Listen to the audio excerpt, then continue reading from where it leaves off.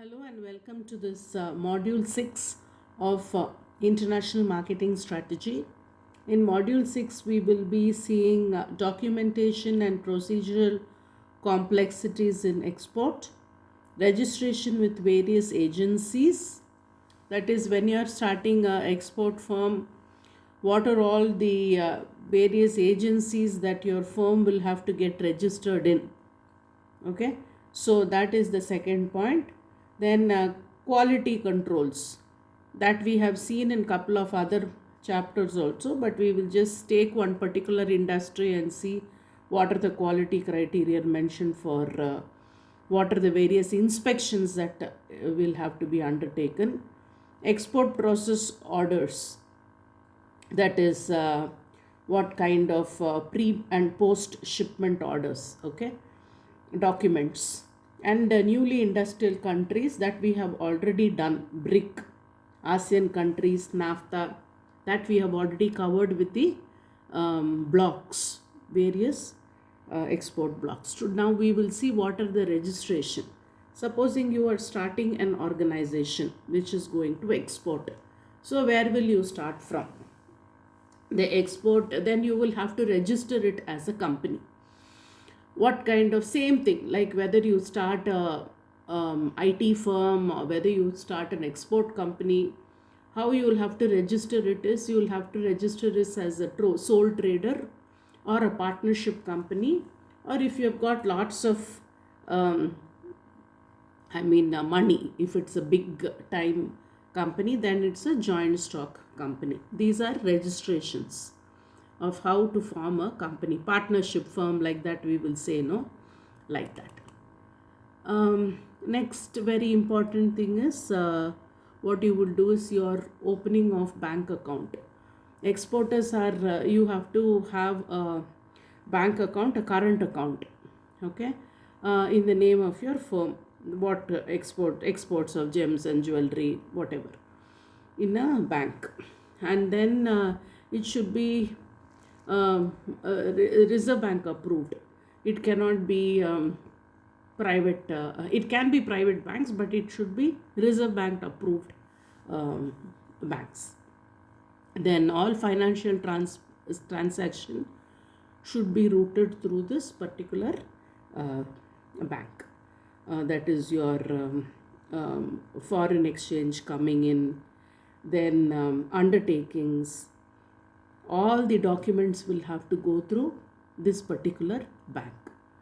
Such banks also serve as the source of pre-shipment and post-shipment finance.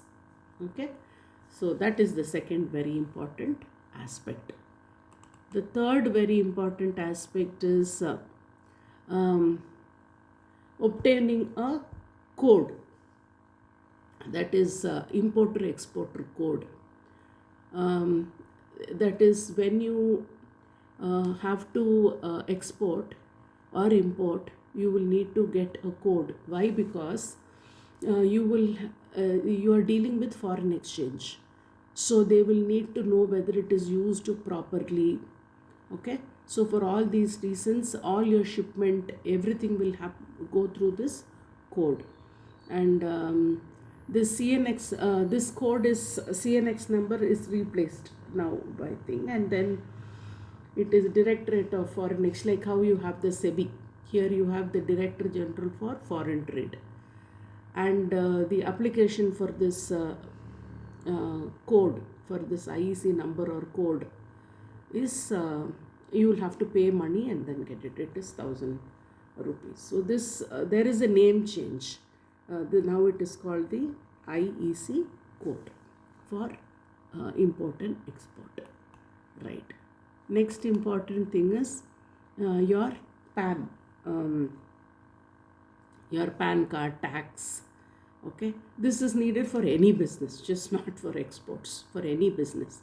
Nowadays PAN cards are required even for 2,000, 3,000 rupees. If you have to send somebody, they ask for PAN numbers. All your bank accounts are have PAN numbers in them. They trace your income tax through the PAN number. Okay, So this is a requirement. So this is not only for import export but for all businesses, even for small personal transaction these days they are asking for PAN numbers. Next is registration with GST for taxing purpose. That is because if you are manufacturing goods, then there will be different taxation amounts.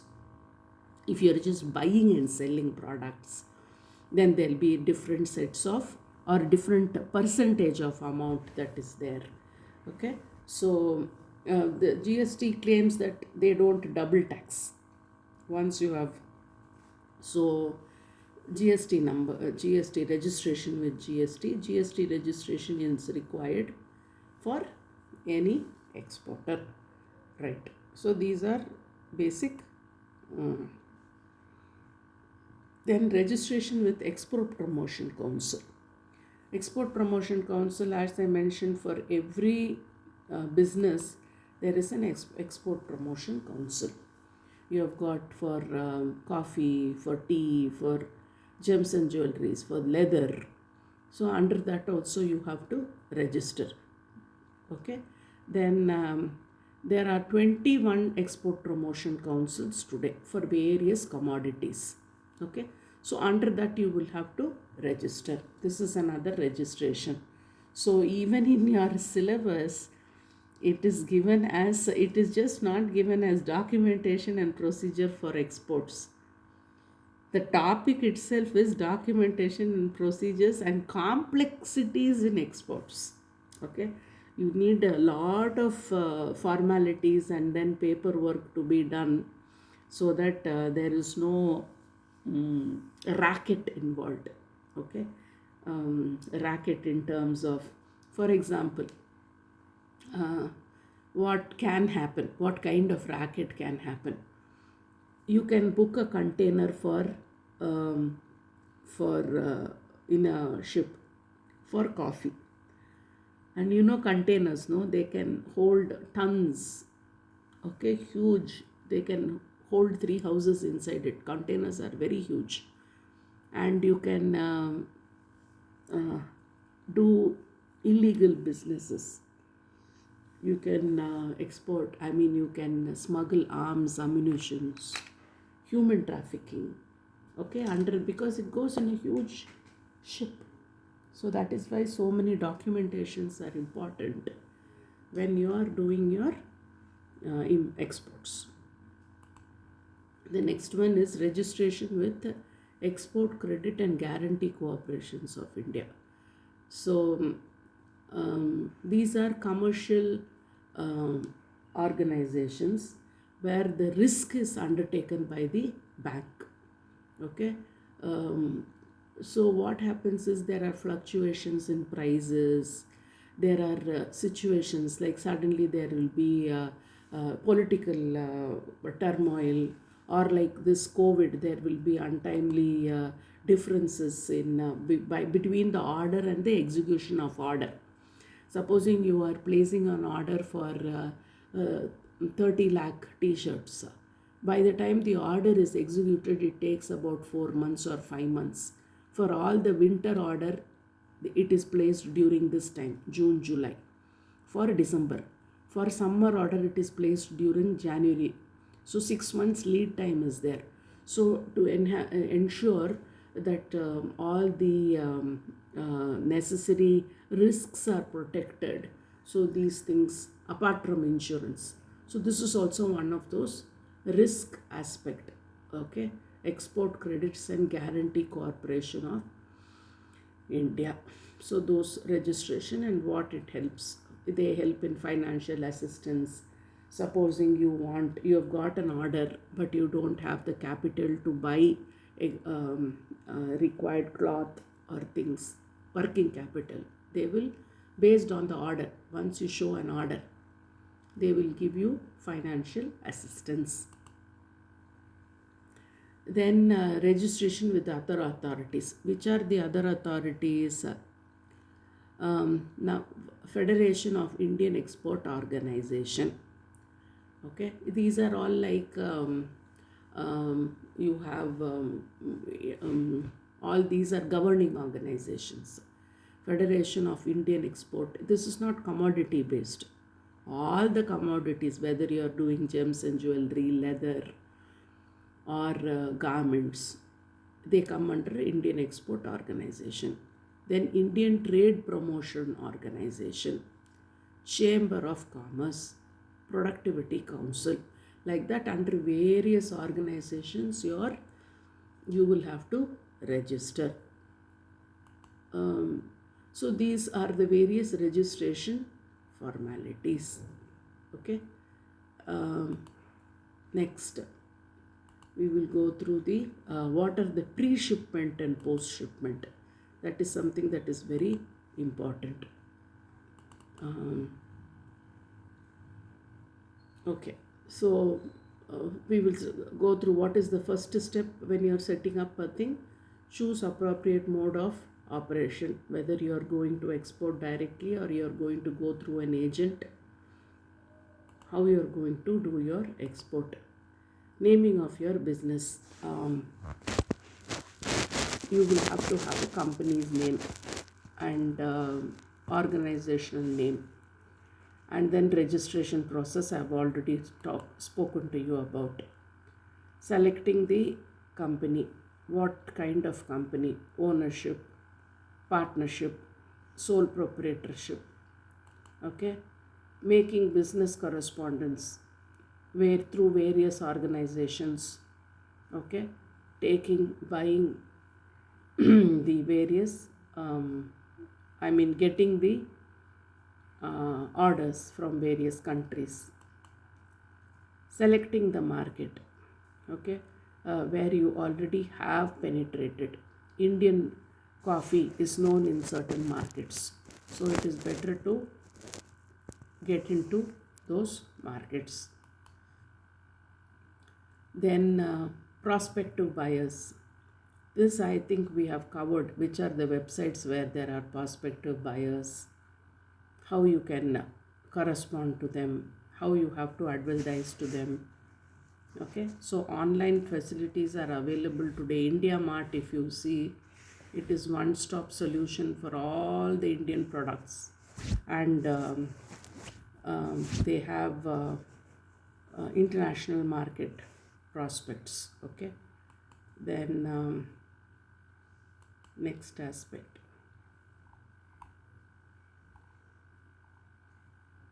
pre-shipment. What are the various things that you will have to do in the pre-shipment? It is there is in this slide. It is better. See, these are various pre-shipment documentations. Pre-shipment is before it is getting out of the Indian soil. What are the various things that you have to have? One is the customer invoice. Packing list. Packing list means supposing you have, as I mentioned to you, 3 lakh shirts. Packing list will say which color, pink color, with collar, large size, small size. In this container there is 1,000 shirts. Okay, packing list. Like that for 3 lakhs. Exactly that container number or box number 23. They should know what is there. At the time of shipment, they will just randomly open one box and it should tally with the list. Otherwise, they will stall the entire this one. Okay. So like this packing list. And then GR form. GR form, original and duplicate. Okay. Then ARE1 form. These are the names of the forms. Okay, and copy of export order, from whom you have got the order, and which is the company's name, how they have placed the order, how the payment, that letter of credit. That is after the shipment is over, through the letter of credit you will have to get the money. Then shipping bill. Shipping bill is which ship you are going to go through, how many containers are there. Okay, like that. Export license, that is that notification number. Remember we spoke about that notification number, that one, export notification number. Then certificate of origin, that is there are where which exactly which part you are taking this product from. Supposing it is coffee beans, where is it from? Is it from Coorg, or is it from Ooty, or is it from Mysore? Exactly, place of origin, where it is, plus which port. Okay, certificate of inspection, who has done the certification. Okay, all these things are required. This is pre-shipment. Only if these things are there, they'll allow in the to sail the product, to get into the ship or into the aircraft. So this is the procedure of so what happens is, you have the what are the various um, inspections, compliance with legal framework, then procuring manufacturing goods, then approaching the C&F agents, booking the ship space, okay, then dispatch of goods through C&F agents. These are the various options available. How to send the cargo, okay, receipt of document from the C&F agent. If you're doing it on your own, there is no C&F agent. All these paperwork you will have to do it yourself.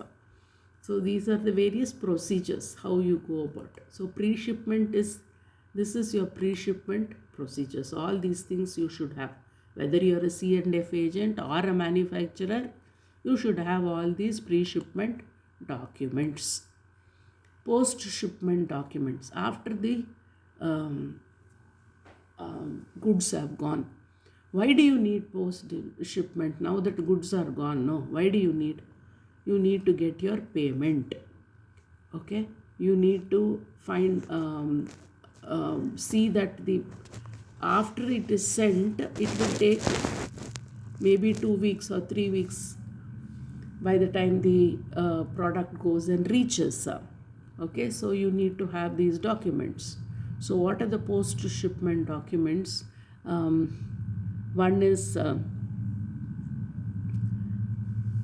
mate receipt, bill of landing, that it is gone and reached the port. Then you have airway bill, which, or if you are sent it through shipment bill. All these things you require bill of exchange. Only when you show all these things will you be able to get your payment. Letter of credit is there. Then you go show the bank post shipment documents. Once you show all these things, then they will verify these things and then give the payment. They'll find out whether the things have gone and reached, and then only the payment will be made. Till then the payment will be there with the bankers, right? So now so these are the various procedures for exporting of goods from India. So first, obtain an order, obtain license, letter of credit. Letter of credit is how your payment is going to happen.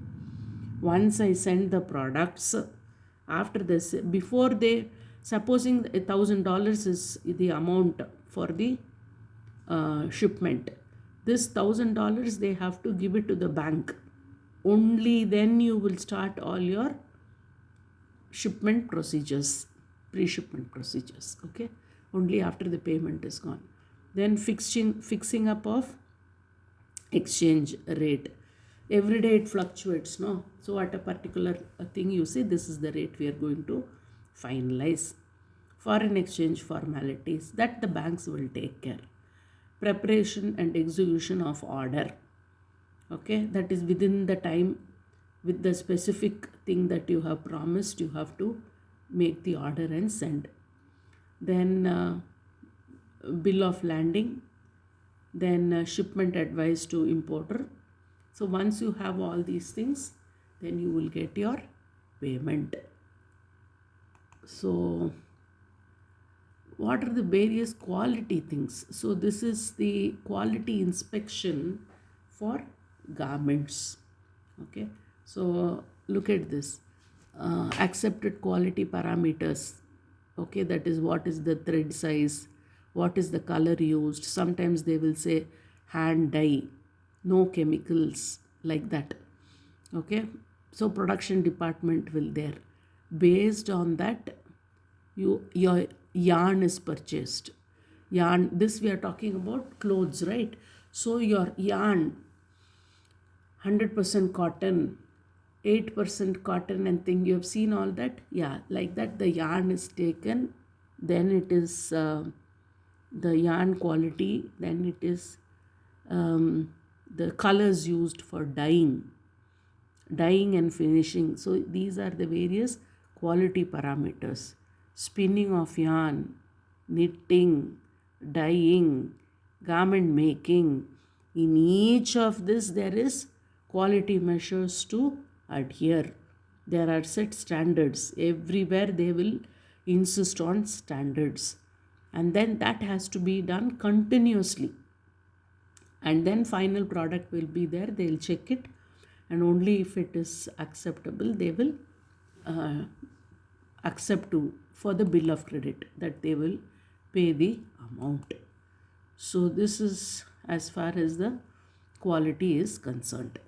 So with this we have done the 6 modules of international marketing strategy. So mainly for MBA students, what kind of jobs you will get in international marketing is, you can there are these even in Cochin, Mangalore, in Chennai, there will be these near the port trust. There will be a huge number of shipping companies where they will use documentations. All these documentations, they know how to prepare. How many copies has to be given, whom is to be given, from where to bring the inspection office. Okay, the captain of the ship should know. So all these aspects, it's a very specialized field. So that MBA students documentation process you can think. Another entry level is your international cargo companies like this DHL and cargo companies for air. But that is more of what do I say? Because of the bulk is it's a different kind of a thing. But documentation is the main aspect. Once you know documentation procedure, then you become an expert in that area, and then you start having people under you. Then you start learning documentation procedures for various levels of products, how to deal with it, and so on and so forth. So that is your shipping company. And export, okay, if you have that knack for it, then it's an entrepreneurial choice. If you know a good, if you yourself have a farm where you have growing coffee, then it's a good idea to first go through a C&F agent, learn the documentations, learn the procedures, and then start your own exporting. So with this, we finish the module 6 of international marketing strategies. Thank you very much.